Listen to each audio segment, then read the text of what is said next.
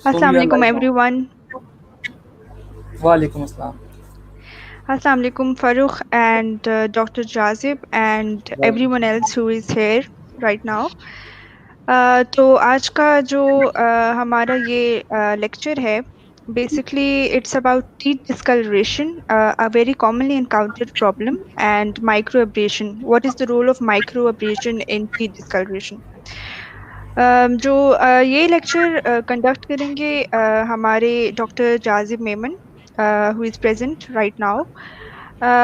Before starting it, I would like to introduce him a little bit. Dr. Jazib जो है वो currently he's working as a trainee, FCPS trainee in R4 FCPS trainee in operative dentistry, and he's also a lecturer there. He also graduated from Liaquat University of Medical and Health Sciences. Um, उसके अलावा he has done a 6 months course as well on general dentistry and implantology. और he's also a CEO of Naeem and Almas Dental Clinics in school. So before without further delay, I would ask Dr. Jazib कि वो अपना lecture start कर दें. Sir आप शुरू कर दें lecture. Ji Hello everyone, Assalamu alaikum. First of all, I would like to thank you for such a warm introduction. I'm humbled, and I would like to appreciate the efforts of Mr. Farooq and all the team, PDS और experience dentistry के इस lockdown के time में इन्होंने इतना अच्छा initiative लिया है कि घर बैठ के लर्निंग हो रही है. So great efforts. The topic that I would be presenting is a case presentation based on the microabrasion and bleaching. ये केस प्रेजेंटेशन को मैंने काफी हद तक बेसिक्स पे रखा है कि ये third year final year house officers या R1 R2 ट्रेनी के हिसाब से उनको भी समझ में आ जाए. तो let's proceed. As already mentioned, my name is Dr. Jazim Eman and I am FCPS trainee under supervision of Professor Feroz Ali Kalhora.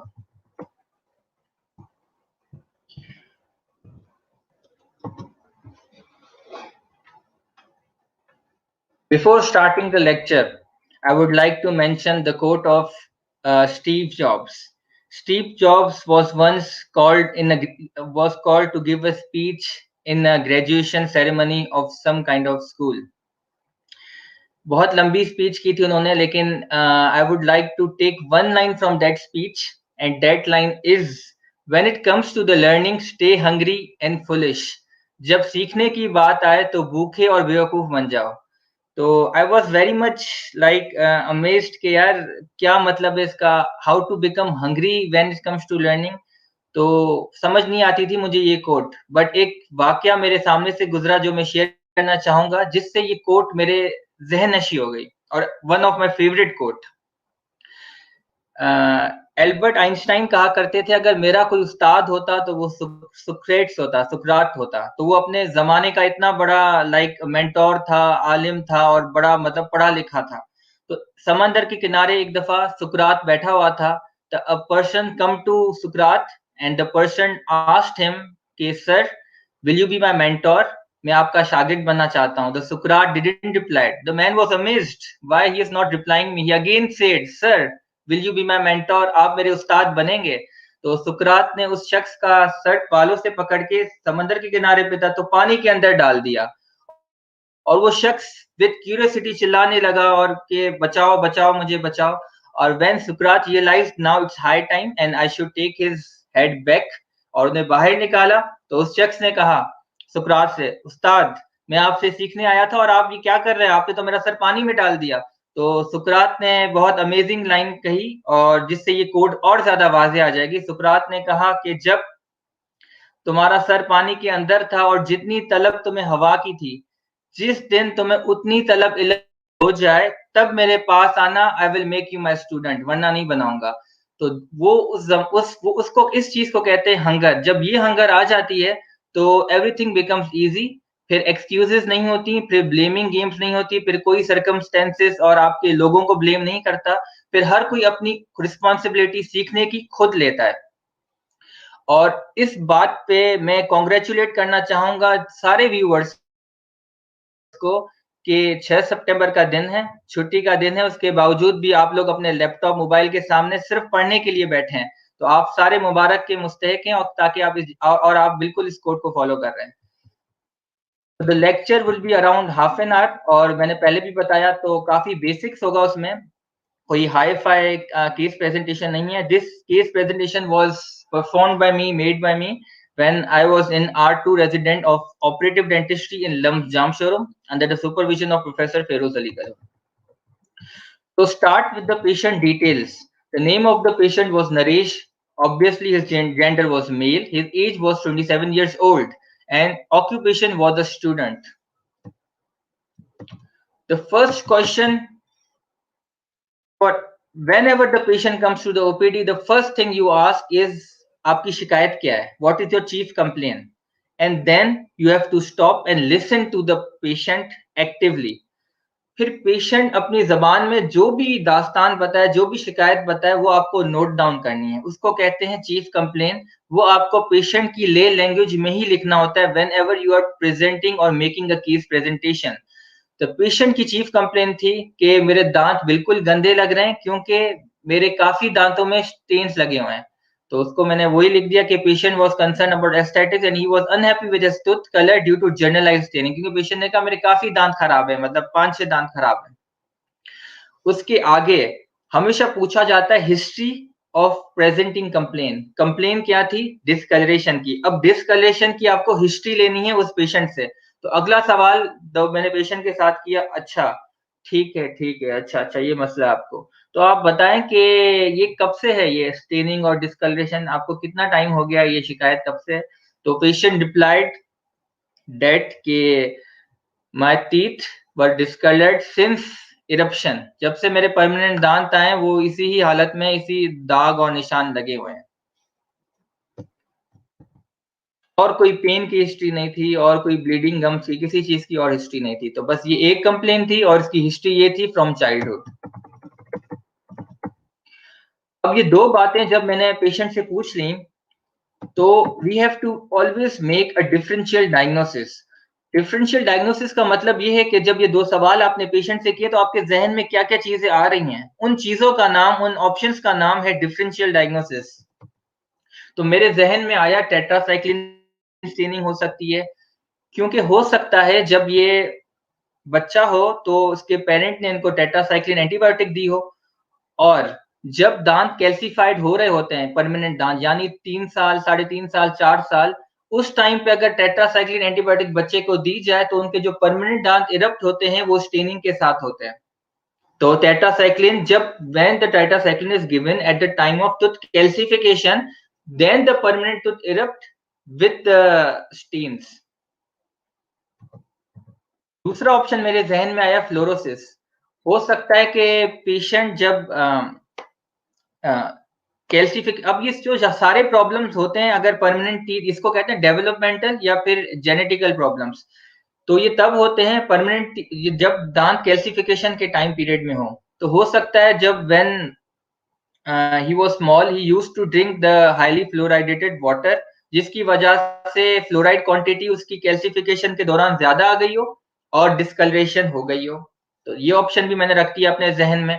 तीसरा ऑप्शन मैंने अपने जहन में रखा विच वॉज इमेलोजेनेसिस इम्परफेक्टा और डेंटिनोजेनेसिस इम्परफेक्टा। ये these both are genetically above two are developmental problems. AI and DI are genetically disorders which affect both primary and permanent teeth.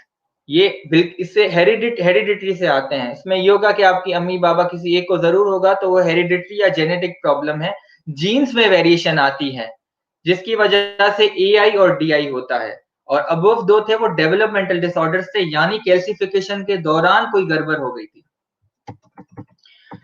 Fourth, I consider was injury during tooth development. Fifth, it could be a systemic disease like jaundice, porphyria, or anything else. Or it could be just nothing more than an enamel hypomineralization, because white stains or usually develop in enamel hypomineralization as well. So these were 6 things that come in my mind when I heard the complaint of patient about generalized this staining since eruption of permanent teeth. Now I have to create a road map to diagnosis. अब मुझे diagnosis के लिए एक रास्ता बनाना है, और obviously आप लोग सब जानते होंगे कि स्टार्ट हमेशा प्रॉपर हिस्ट्री से किया जाता है। हिस्ट्री का मतलब यही है कि एक समझे एक मुकदमा है, और आपको पेशेंट से सवालात करने हैं जिसका वो आपको जवाब देगा और आपको नोट करना है। तो पहला सवाल जो मैंने पेशेंट से किया था वो ये था कि what was the onset of discoloration, कब से हुई है? तो पेशेंट रिप्लाइड कि since childhood, as I already mention कि when the permanent teeth erupt they were like in this condition. Okay, I was like okay fine. So were your primary teeth also affected? The patient replied, no, I don't remember. I don't remember it about my primary teeth. काफियों को कहाँ याद होता है यार primary teeth दांत कैसे थे? I hope आप लोगों को भी याद होगा नहीं। इतना याद होता है कि जब प्राइमरी दांत बचपन में कभी टूटता निकलता था, तो काफी लोग करते थे पिलो के नीचे रख देते थे और फिर सुबह उठ के देखते थे कोई फेरी वगैरह आई है या नहीं आई। पर किसी को कोई कलर इतना याद नहीं होता कि मैं प्राइमरी दांत कैसे कैसे थे। सो आई आस्क्ड द गार्डियन, उनके जो आए थे उनके साथ, कि आपको याद है इनके प्राइमरी दांत का? तो उन्होंने कहा नहीं, हमें भी इतना कोई श्योरिटी नहीं है और ना हमने इतना कोई ध्यान दिया था। तो परमानेंट जब जब ऐसे इरप्ट हुए तो हम परेशान तब से हो गए। सो तीसरा सवाल मैंने पूछा पेशेंट से, या पेशेंट के गार्डियन से, सॉरी, कि क्या आपने बच्चे को एंटीबायोटिक दी थी जब 3-4 साल का था? तो गार्डियन ने नोट किया कि नो, हमने नहीं दी थी। जब इन्होंने कहा हमने नहीं दी थी, तो अब मैंने क्या किया, टेट्रासाइक्लिन को अपने 6 की लिस्ट से हटा दिया। Because guardian are saying हमने we did not give any type of antibiotic, that means it could not be tetracycline staining. So this question helped me in removing one of my differential diagnosis. अगला सवाल मैंने किया, family history positive है negative है? तो patient replied, या patient की guardian ने कहा कि नेगेटिव है, किसी को नहीं, मेरे अम्मी बाबा को नहीं है। सो इससे ये अंदाजा हुआ कि मैंने एआई और डीआई को भी हटा दिया, बिकॉज एआई और डीआई आर जेनेटिकली, जिसमें हो जीन्स ट्रांसफर होते हैं बाप और माँ से, तो फैमिली हिस्ट्री तो नेगेटिव थी, इसको भी हटा दिया। फिर अगला सवाल, do you have any systemic disease? No no, obviously no. Doctor साहब क्या कर रहे हैं, कोई बीमारी नहीं, ठीक हूँ भाई मैं, सिर्फ यही मसला है, आप कहाँ लेके जा रहे हैं? तो मैंने कहा no no, okay, no worries. So मैंने अपना पोरफायरिया और ये सिस्टमिक डिजीज भी हटा दी। अब मेरे जहन में इतने ऑप्शंस हट गए ना, तो मेरे जहन में आया यार हो सकता है फ्लोरोसिस हो। चले पूछ लेते, बेटा आप कहाँ रहते, कहाँ पे हो, where do you live? The patient replied, Hirabad में रहता हूँ, हैदराबाद में एक जगह है हीराबाद। तो अच्छा, तो मैंने कहा कि अच्छा, तो यार पानी कौन सा पीते हो तुम? तो पेशेंट ने कहा कि सिंपल, जैसे कोई आम बात, तो उसने कहा जमीन का पानी पीते हैं हम तो जैसे कोई खास बात नहीं हो, उसने सिंपल कहा कि जैसे कोई मसला नहीं हो। आई वाज लाइक अच्छा, जमीन का पानी पीते हो? तो here my believe that it could be fluorosis become more stronger, because all the options were already being cutting off, and then patient is also saying I drink zameen ka pani, so it could have been fluoridated water. फिर अगला सवाल मेरे जहन में, अगर ये जमीन का पानी पीता होगा तो इसके इर्द गिर्द के लोग भी वही जमीन का पानी पीते होंगे। तो मैंने पूछा फौरन, अच्छा, anyone in your surrounding have same discolouration, किसी और को भी प्रॉब्लम है या नहीं है? तो भाई जो नरेश पेशेंट था उसने कहा कि हाँ, है तो सही, मेरे कुछ जो कल दोस्त हैं मेरे साथ, मतलब मेरे इलाके में रहते हैं, उनको भी ये प्रॉब्लम तो है डिस्कलरेशन का। तो then it made me pretty sure कि यार मोस्ट प्रोबेबली अब तो फ्लोरोसिस ही है। लेकिन a big but, never jump to conclusion without looking at the clinical picture. सिर्फ हिस्ट्री से कभी भी जंप ना करो। अब हाँ, कंफर्म तकरीबन हो गया, लेकिन still you have to go to clinical examination. Extraoral key face symmetry was absolutely normal. There was no signs of laceration, swelling, trauma. No any palpable lymph nodes were observed during extraoral examination. Then I jumped to the intraoral examination. So first thing I did was check the extent of discoloration. It was generalized as patient has said? Yeah, it was generalized staining. 5-6 दांत involved थे आगे के। Then I checked the color change, कौन सा colour है? तो there were whitish and brownish spots. ये सवाल बहुत ज्यादा जरूरी है, क्योंकि जो टेट्रासाइक्लिन की स्टेनिंग होती है वो होती है ब्लूइश ग्रे स्टेनिंग, ठीक है? और जो एजिंग की वजह से जो होते हैं स्टेन्स, वो होते हैं येलोइश, ठीक है। जो जो डेंटिनोजेनेसिस इम्परफेक्टा की वजह से होते हैं वो ऑप्लेक्सिंस होता है, ब्लूइश शेड आता है। और जो अमेलोजेनेसिस इम्परफेक्टा टाइप 2 की वजह से जो कलर चेंजेस आती हैं वो होती हैं येलोइश ब्राउनिश, और जो फ्लोरोसिस की वजह से होती हैं वो होती हैं व्हाइटिश ब्राउनिश। तो यहाँ दो में कंफ्यूजन आ गई। एमेलोजेनेसिस इम्परफेक्टा टाइप 2 में येलोइश ब्राउन होता है और फ्लोरोसिस में व्हाइटिश ब्राउन होता है। मतलब ब्राउन तो दोनों में सिमिलर हो गया, अल्दो फ्लोरोसिस का ज्यादा ही चांस आ रहा है, लेकिन ब्राउन स्टेन्स दोनों में होते हैं। और बाकी के तो ब्लूइश ग्रीन टेट्रासाइक्लिन जैसे मैंने बताया, येलोइश एजिंग के तो सारे अलग हो गए। और जो भी सिंगल तो डिस्कलरेशन के कॉजेस थे वो मैंने सारे हटा दिए, पल्प नेक्रोसिस, कैरीज, ट्रॉमा या मेट्रानिडोजोल स्टेनिंग या किसी और चीज की वजह से, क्योंकि वो लोकलाइज थी नहीं, वो है ही जनरलाइज स्टेनिंग। तो लोकलाइज के ऑप्शंस तो मैंने शुरू से ही हटा दिए थे, वो मैंने डीडी में भी नहीं रखे। तो उसके बाद मैंने पैटर्न चेंज किया। अब whitish yellowish brown EI type 2 में भी होती है, फ्लोरोसिस में भी होती है, लेकिन एक बहुत बड़ा फर्क है इन दोनों में। फ्लोरोसिस की जो स्टेनिंग होती है उसका एक स्पेसिफिक पैटर्न होता है, यानी वो बायलैटरल होती है और एक पैटर्न फॉलो करती है, जबकि एआई का कोई पैटर्न नहीं होता। एक दांत होगा, दूसरा दांत नहीं होगा, तीसरा हो सकता है, चौथा, पांचवा, मोलर सब हो सकता है। So I checked the pattern and it followed proper pattern from canine to canine and the defect was bilaterally symmetrical. चलें और आगे teeth morphology भी check कर लेते हैं. It was very well developed. So I oscillated AI and DI because in amelogenesis imperfecta enamel is malformed. It is either thin, it is either soft, it is malformed. In dentinogenesis imperfecta, the dentine, there is overgrowth of dentine resulting in obliteration of pulp chamber. तो उसमें dentin की ज्यादा formation हो जाती है और यहाँ तक कि एक्सरेज में आपको पल्प का चैम्बर है नजर भी नहीं आएगा, और दांत की मॉर्फोलॉजी खराब हो जाती है। तो वो दांत बिल्कुल ठीक थे। इनेमल थिकनेस देखी, वो बिल्कुल नॉर्मल थी, कोई टूथफेयर नहीं था, कोई कैरीज नहीं था। अगर एआईडीआई होते तो automatically there is more tendency of tooth wear, there is more tendency of caries, so there was nothing like that. Vital status of pulp आपको हमेशा चेक करना चाहिए। कैसे चेक करना चाहिए ये हमारा अल्दो टॉपिक नहीं है, बस बता रहा हूँ ब्रीफली। कोल्ड टेस्ट कर सकते हो और ईपीटी कर सकते हो, इन दोनों का कॉम्बिनेशन सबसे अच्छा होता है। हीट टेस्ट की इतनी कोई खास जरूरत नहीं होती। कोल्ड टेस्ट के लिए सबसे आसान तरीका इथाइल फ्लोराइड का स्प्रे ले लिया, और ईपीटी की तो मशीन आती है इलेक्ट्रिक पल्प टेस्टर की। फिर पेरिडोंटल प्रॉब्लम्स देखना जरूरी था, बिल्कुल ठीक था, कोई एब्सेंस ऑफ कैलकुलस। हाँ, पेशेंट ने कहा I had scaling and polishing done in इसरा यूनिवर्सिटी फ्यू मंथ्स बैक। उन्होंने अस्पताल से स्केलिंग वगैरह करवाई भी थी। बेसिक पेरिडोंटल एग्जामिनेशन स्कोरिंग, तो इसको मैं इतना ज्यादा टाइम की हमारे पास लिमिटेड है तो इतना डीप नहीं जा रहा। तो बीपी स्कोरिंग की तो it was all normal. X-ray examination is very much important to rule out caries, to rule out resorption, to rule out any periapical pathology, or rule out any enamel or dentine defects. Then I was like, oh, confirm है, this case is fluorosis.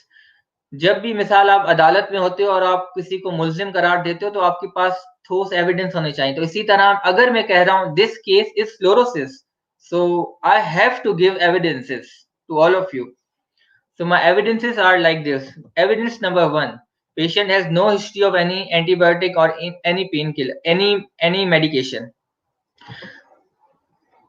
Evidence number 2, there was no history of trauma or any untreated disease. Evidence number 3, the patient lived in the area where he used to drink zameen ka pani, which can be possible suspicious of fluorosis because of excessive amount of fluoride in that region.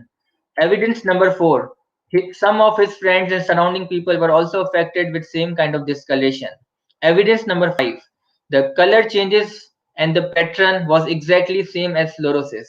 Evidence number 6, enamel was absolute intact, ruling out AI or DI. Now let's come to the treatment plan. यहाँ एक और बात कहना चाहूंगा। तो patient ने कहा कि डॉक्टर साहब देखें, मैं पहले भी किसी क्लिनिक गया था और द डेंटिस्ट देयर सेड मी कि कोई मसला नहीं, ठीक हो जाएगा, 6 यूनिट ब्रिज लगा दो। तो मैंने कहा कितना खर्चा आएगा, तो उसने कोई 40-50 हजार का बता दिया 6 यूनिट ब्रिज का, और डिस्काउंट पैकेज भी करके मुझे 30 हजार का बता दिया। तो मैंने कहा अच्छा, तो फिर क्या ख्याल है तुम्हारा? तो उसने कहा ऑब्वियसली नॉट, मतलब how can I do it, और ब्रिज इतना, दांत मेरे सारे आगे के कैप्स आ जाएंगे नए, तो आप मशवरा दें, वाकई करवाना चाहिए। So here I would like to mention a very important clinical tip to all the viewers, all the listeners, that always follow conservative dentistry, minimal invasive dentistry. 6 unit crown bridge अगर वो लगा देता, ट्रीटमेंट ठीक था, सही होता, patient की जो कंप्लेन थी कि मुझे अच्छा नहीं लग रहा, वो कंप्लेन भी खत्म हो जाती, अच्छे शेड में दांत लग जाते। लेकिन मिनिमल इन्वेजिव डेंटिस्ट्री का प्रोटोकॉल टूट रहा था, कंजर्वेटिव डेंटिस्ट्री का प्रोटोकॉल टूट रहा था। तो हम नहीं करना, हमें क्या करना है, always start from conservative treatment, यानी कि ब्लीचिंग हो सकता है, माइक्रो एब्रेजन हो सकता है, अगर उससे काम नहीं हो रहा तो फिर वेनियर्स पे आ सकते हो, अगर उससे काम नहीं आ रहा तो फिर आप एंटीरियर सिरेमिक क्राउन के लिए सोच सकते हो। तो यहाँ हमने डिसाइड किया माइक्रो एब्रेजन और इन ऑफिस ब्लीचिंग करेंगे। Other treatment option in home bleaching, veneers composite के हों, डायरेक्ट इनडायरेक्ट हों, पोर्सिलिन के हों, canine to canine 6 unit bridge हो। Micro abrasion and bleaching were selected because they are more conservative, safe tooth structure, no unnecessary tooth preparation. Pre-operative picture: rubber dam isolation, black rubber dam, and you can see the stains in canine, lateral incisor, and central incisors. So, what is basically microabrasion? हमने पहले सोचा कि हम पहले करेंगे माइक्रोएब्रेशन। माइक्रोएब्रेशन में हम दो ट्रीटमेंट को हम कंबाइन करते हैं, दो फिनोमेना को, एब्रेशन और इरोजन को। एब्रेशन का मतलब है दांत को के टूथ सरफेस को लॉस करना बाय फॉरेन बॉडी। इरोजन का मतलब है loss of tooth structure due to acid. इसमें क्या होता है, इसमें हम दोनों के कॉन्सेप्ट को मिलाते हैं। कैसे मिलाते हुए मैं आपको आगे बताऊंगा। और टूथ सरफेस लॉस होता है, कितना टूथ सरफेस लॉस होता है? 100 माइक्रोमीटर का टूथ सरफेस इनेमल लॉस होता है, जो कि बहुत ज्यादा कम है, इतना कोई ज्यादा नहीं है, और इससे स्टेन्स रिमूव हो जाते हैं। लेकिन फिर भी ये थोड़ा सा इन्वेसिव प्रोसीजर है क्योंकि 100 माइक्रोमीटर का होता है, लेकिन दूसरों के मुकाबले में ये लेस मिनिमल इन्वेसिव प्रोसीजर है। जस्ट 100 माइक्रोमीटर का इनेमल लॉस हो रहा है इसमें, जिसकी वजह से ये सारे स्टेन्स रिमूव हो जाते हैं, जो कि इनेमल की हद तक महदूद हैं ये स्टेन्स, जितने हो सके स्टेन्स रिमूव। तो इसमें आपको कौन कौन सी चीजें चाहिए होती हैं? नंबर 1, आपको प्यूमिस पाउडर चाहिए होता है। नंबर 2, आपको 18% HCl चाहिए होता है। फिर आप क्या करते हो, ये दो चीजें, अब जैसे मैंने कहा ना, इरोजन का कॉन्सेप्ट यूज हो रहा है, तो एसिड्स का इस्तेमाल यहाँ पे हो रहा है, तो इरोजन इंप्लीमेंट हो गया, इरोजन का कॉन्सेप्ट इंप्लीमेंट हो गया।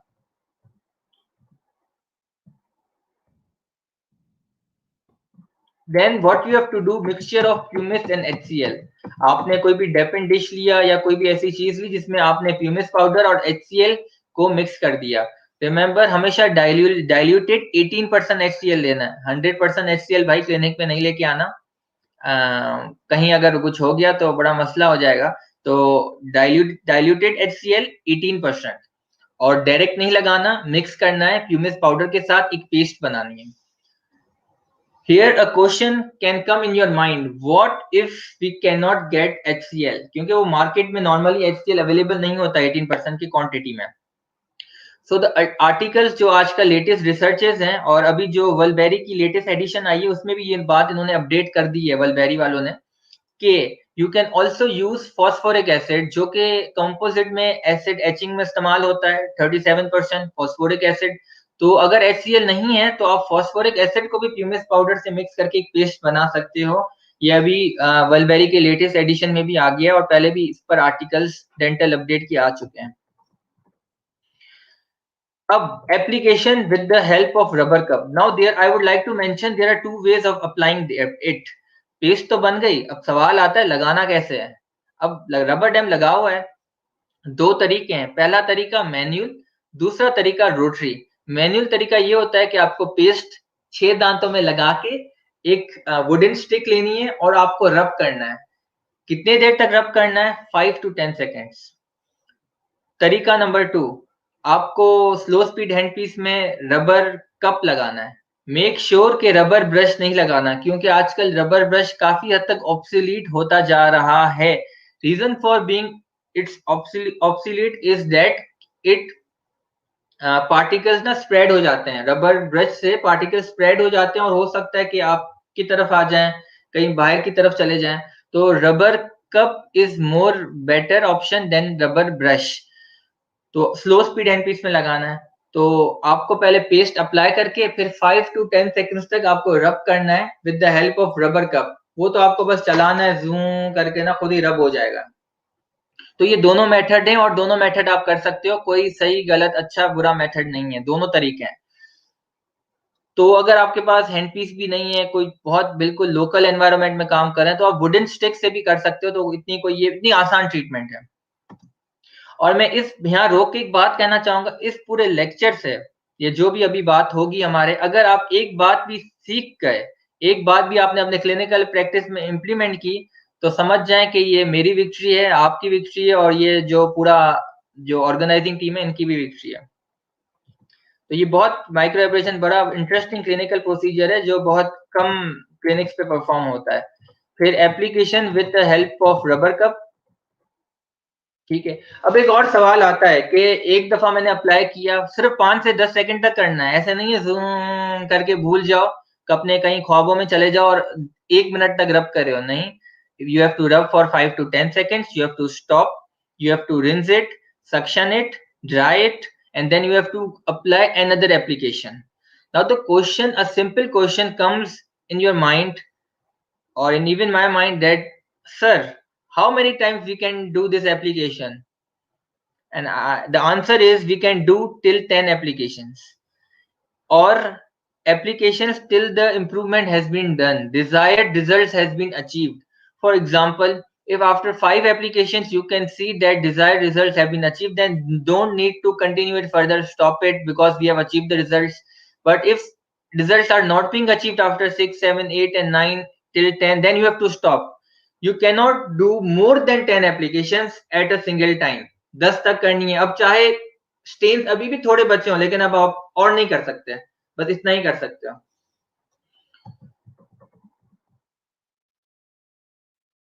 तो these were the results, these were the post operative results। अभी भी थोड़े-थोड़े स्टेन्स बचे हैं, आप देख सकते हैं, लेकिन कंपैरेटिवली टू प्री ऑपरेटिव काफ़ी बेहतर हो गया है। अब सवाल ये आया कि माइक्रो एब्रेशन हो गई, why I called the patient after few days and I did in-office bleaching on the patient. The reason is that micro abrasion से 100 माइक्रोमीटर का enamel लॉस हो जाता है, इसकी वजह से थोड़ा-सा अगर डेंटिन और करीब आ जाता है। So here I will talk about basics, that basically the color of tooth is due to dentine, not enamel. Enamel is totally colorless, translucent. Dentine is opaque and has yellowish color. So more the enamel will be removed, the more the color of dentine will be visible. So in this case, 100 micrometer enamel has been removed. That automatically means dentine shade will be more visible comparatively to previously. So it would be bit more yellowish. Stains तो remove, micro abrasion का काम दांत को white करना नहीं होता, micro abrasion का काम दाग मिटाना होता है, दागों को खत्म करना होता है। मिसाल ये एग्जैक्टली वही काम करता है जो आपने एडवर्टाइजमेंट में देखा है, सर्फ एक्सेल करता है कि दाग तो अच्छे होते हैं। तो अगर माइक्रो एब्रेशन करना आपको आ गई, तो आप भी किसी पेशेंट को मजे से मुस्कुरा के कह सकते हो, हाँ कोई मसला नहीं, दाग तो अच्छे होते हैं, क्योंकि माइक्रो एब्रेशन से दाग मिट जाएंगे, लेकिन वो व्हाइट नहीं करता। तो उसके बाद इसलिए हमें ब्लीचिंग प्रोसीजर करना पड़ा। Ideally bleaching, in office bleaching के लिए you have to use 37% hydrogen peroxide, but यहाँ पेशेंट की रिक्वायरमेंट भी थी कि और बजट के हिसाब से हम चले, और हमने 25% हाइड्रोजन पेरोक्साइड की किट परचेज की, क्योंकि वो ये थोड़ी सस्ती किट थी और वो थोड़ी महंगी किट थी। तो अब पेशेंट की इकोनॉमिकल चीज़ें भी देखी जाती हैं, तो पेशेंट को हमने पूरा एक्सप्लेन किया कि ये किट के इतने पैसे हैं, ये इतने पैसे हैं, अब आप खुद देखें आप कितना कर सकते हैं अफोर्ड। तो पेशेंट ने कहा I am not that affording, बस यही कर लो, बल्कि अब मैं तो अभी ही खुश हो गया हूँ, पर स्टिल आप बस ये वाली परचेज़ करवा लो मेरे लिए। तो सबसे पहले इन ऑफिस ब्लीचिंग की तरफ आते हैं। तो माउथ प्रेपरेशन करनी है। माउथ प्रेपरेशन में क्या आता है, रबर डैम की इतनी कोई खास जरूरत नहीं होती इन ऑफिस ब्लीचिंग में। आपको चीक रिट्रैक्ट करना है, चीक रिट्रैक्टर लगाना है, स्टेप 1। स्टेप 2, आपको कॉटन रोल्स बना के आपको बक्कल और बक्कल सल्कस पे लगा देने हैं सारे क्वाड्रेंट्स में, और आपको अच्छे से ना ड्राई कर देना है।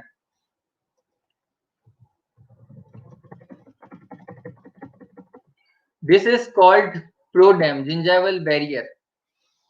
Gingival barrier is exactly like flowable composite की तरह होता है, कि जो कि रेजिन फॉर्मूले से बना होता है, जिसको आप जिंजावा के मार्जिन पे लगा के क्योर कर देते हो आप।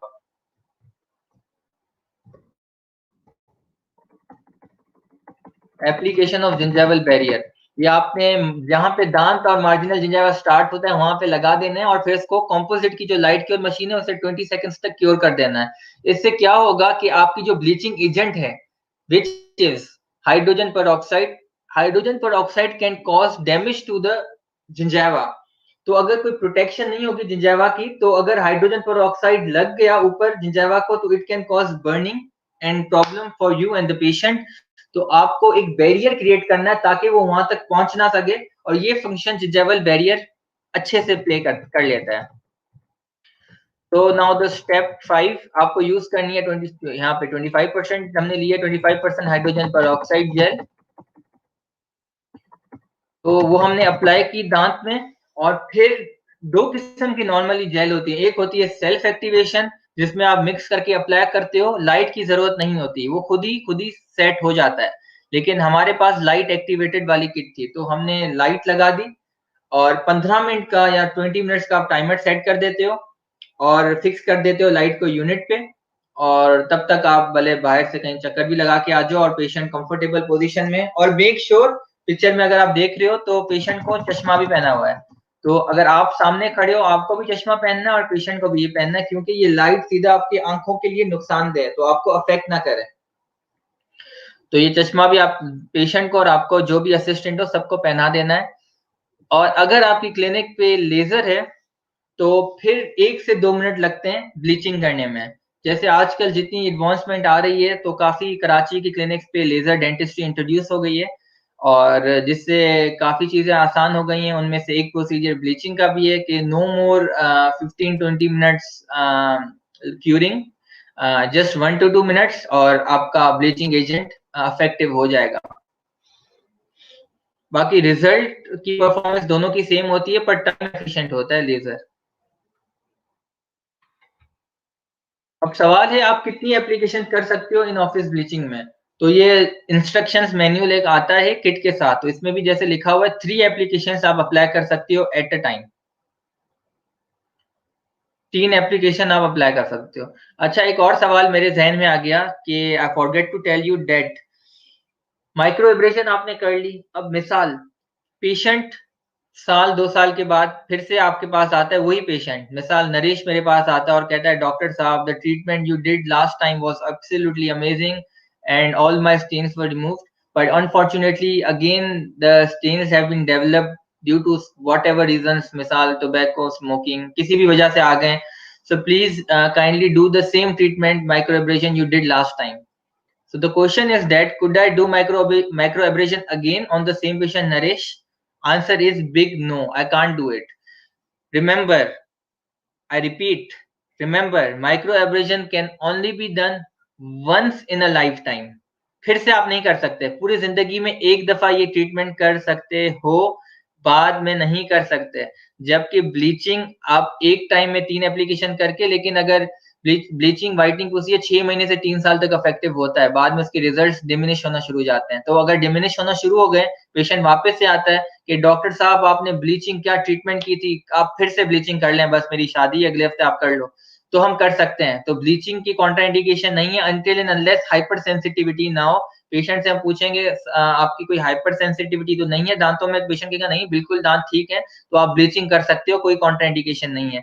जबकि माइक्रोएब्रेशन आप नहीं कर सकते रिपीट, क्योंकि वो पूरी जिंदगी में एक दफा कर सकते हो, एज उसमें 100 माइक्रो मिलीमीटर का इनेमल टूट रहा है, कट हो रहा है। अब क्या करना है, ब्लीचिंग के बाद क्या होता है, ब्लीचिंग में बेसिकली जो हाइड्रोजन पर ऑक्साइड है वो आपके इनेमल और डेंटिन के अंदर डिफ्यूज कर लेता है और वहां पे अपने रिएक्शन से कलर चेंजेस करता है, स्टेन्स को रिमूव करता है। तो इससे क्या होता है, वो पल्प के करीब पहुंच जाता है, तो इसके वजह से हसासियत होती है दांतों में या डेंटल टिब्यूज में चला जाता है, तो आपके सेंसिटिविटी होती है आपके दांतों में। तो उसके लिए किट के अंदर मौजूद होती है डिसेंसिटाइजिंग जेल, जो आपको पेशेंट के मुंह में लगा के 10 मिनट तक उसको छोड़ देना है पेशेंट को, फिर यूनिट से आपको उठाना है और पेशेंट को आपको कोई अच्छा एंटी सेंसिटिव माउथ वॉश और टूथपेस्ट रेकमेंड करनी है कि 2-3 हफ्तों तक इस्तेमाल करें। और एक यहाँ और इम्पोर्टेंट बात मैं कहना चाहूंगा कि जो कलर चेंजेस एक्चुअल में होते हैं, वो जितनी मुझे बातें याद आ रही है मैं आपके सामने रख रहा हूँ, और अभी बस लेक्चर एंड करने वाले हैं, आधा घंटा हो गया है, तो बिल्कुल मैं कोशिश करके इसको बिल्कुल आसान और बेसिक्स बना रहा हूँ आप लोगों के लिए। एक और बात कि फॉरेन कलर चेंज जो होता है वो थोड़ा-सा ज़्यादा ही व्हाइटिश होता है। लेकिन वो जो ज़्यादा व्हाइटिश होता है वो थोड़ी टेम्परेरी होती है, टेम्परेरी होता है, बिकॉज़ इसकी 2 वजह हैं। एक वजह ये है कि रबर डैम लगा हुआ होता है, जिसकी वजह से डिहाइड्रेशन हो जाती है, यानी ड्राई हो जाता है, और ड्राई जो दाँत होते हैं वो थोड़ा-सा व्हाइटिश कलर ज़्यादा दिखाते हैं। दूसरी वजह ये है कि हाइड्रोजन पेरोक्साइड को 1-2 हफ्ते लगते हैं अपना पूरा कलर चेंज करने में, तो पूरा एक्चुअल शेड पे लाने में। तो 2 हफ्तों के बाद जो शेड आएगा, वो पेशेंट का एक्चुअल शेड होगा।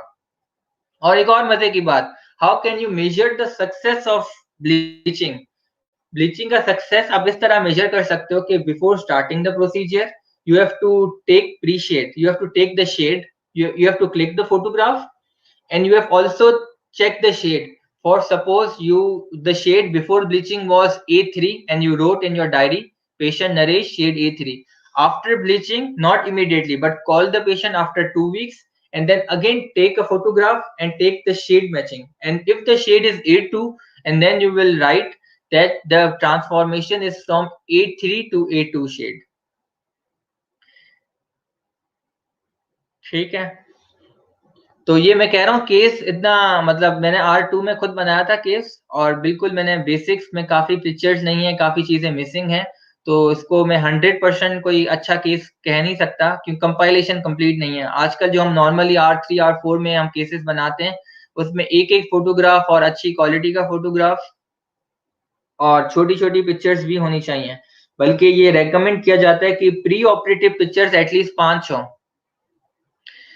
Frontal view, right buccal view, left buccal view, upper occlusal, lower occlusal view. अब ये कभी किसी दिन इंशाल्लाह डिस्कस कर लेंगे। तो ये 5 पिक्चर्स हमेशा ज़रूरी होती हैं प्री ऑपरेटिव। रबर डैम ज़रूरी होता है, तो रबर डैम हमने लगाया है, माइक्रो एब्रेशन में ज़रूरी होता है।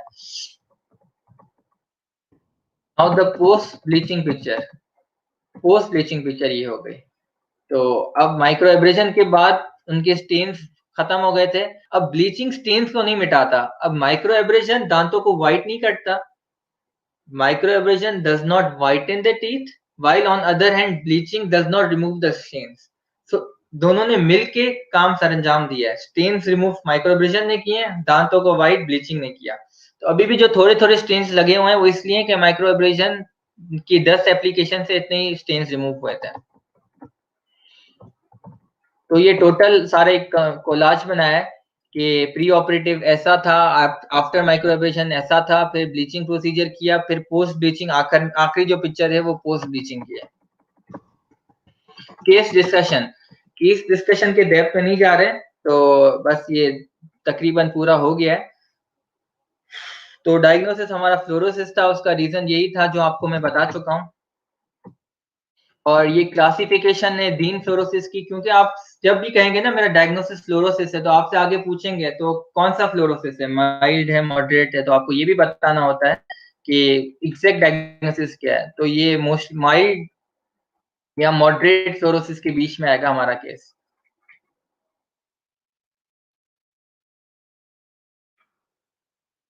Why bleaching after microabrasion? As I have already explained, enamel microabrasion may be indicated for certain clinical indication since it removes stains. It is safe, conservative, and easy to perform. However, this method removes enamel structure, causing teeth to become more yellowish, and that yellowish effect can be treated with bleaching.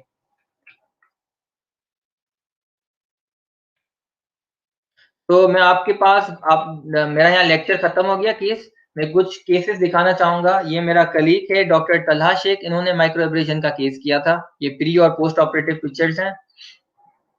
ये मैंने case किया था अपने OPD में, cut सी doctor Jasim Memon. ये picture इतनी अच्छी नहीं है, ये R1 की उस जमाने की पिक्चर्स हैं। प्री और पोस्ट ऑपरेटिव पिक्चर क्वालिटी बिल्कुल फॉलो ना करें, और बल्कि मुझे खुद इसमें इंप्रूवमेंट की जरूरत है। ये प्री और पोस्ट ऑपरेटिव है, courtesy doctor Jasim Memon. Pre operative before above है, आफ्टर ये इसमें सिर्फ ब्लीचिंग की है, इसमें सिर्फ माइक्रो एब्रेशन किया है।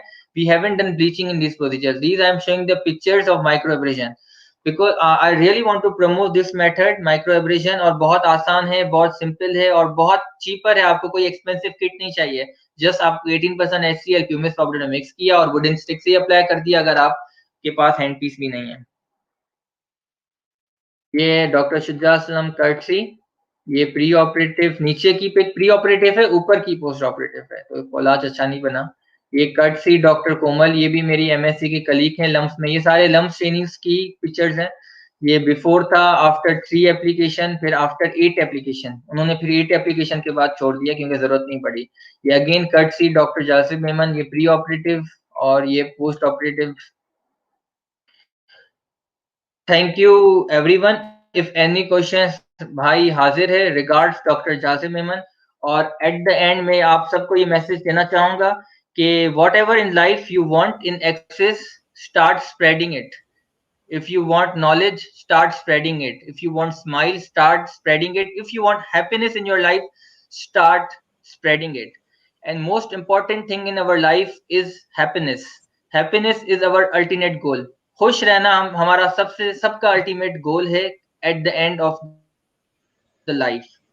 तो मैं यही मैसेज देना चाहूंगा आखिर में कि अपनी फिजिकल हेल्थ का ख्याल करें, लेकिन सबसे ज्यादा जरूरी ये है कि आपने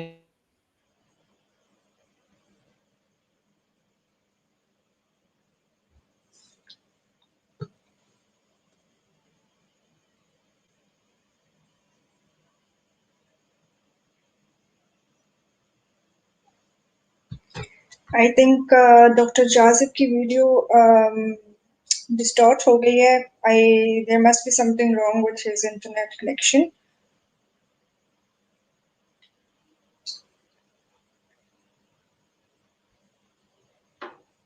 sir, are you there? Can you hear me? Yes, I can hear you.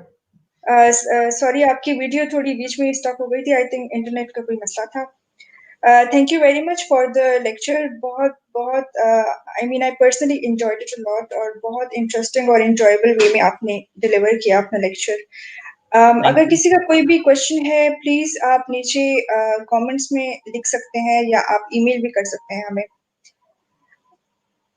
और अगर किसी का लेक्चर नहीं है तो I guess we should, question नहीं है, so we should just end this session.